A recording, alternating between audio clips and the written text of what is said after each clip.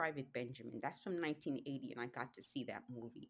Fell in love with Goldie Hawn and Private Benjamin. Everything was Private Benjamin. I was just a little girl, so I really didn't understand everything about it. But to me, it just seemed like such a fun thing. So when I went back and looked at the clips today and sort of put in my mind how I was growing up, it made sense. I was not a little poor little black girl in the Bronx with no friends. But had I been, that would have been very strange. That's the thing about the Bronx. Nothing they say makes sense because they're coming from other places. Most of them didn't grow up with me or around me. There are so many different people in the Bronx. And when I was growing up, it was normal for everyone to have friends. In fact, if you didn't have friends when you were a kid, it would seem odd. So it wouldn't be something that at 52 years old they would have to say happened to me. It would have been documented over my lifetime. Remember, I, I grew up in school. I didn't have a problem with friendships in school. I grew up going to high school, college here in the Bronx.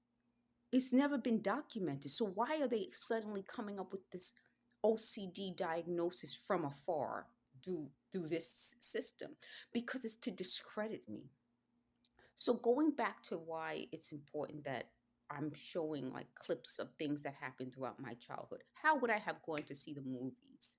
How would I have known things to talk about if I didn't actually interact with people? I grew up interacting with people. I grew up very social. So when someone on my job is like, "Oh yeah, you sound like sorry," okay, why would I care?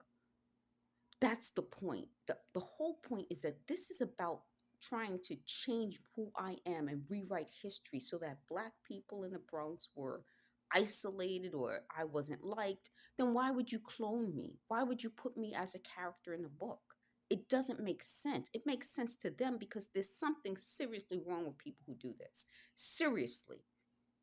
And the more that they try to say that they don't want me on camera, the more I should be on camera. The more that they would say, "Oh, I've hidden you. You couldn't have hidden me. You couldn't have." Then I was a poor little black girl in the Bronx then. Is that what happened? And I'm talking directly to them.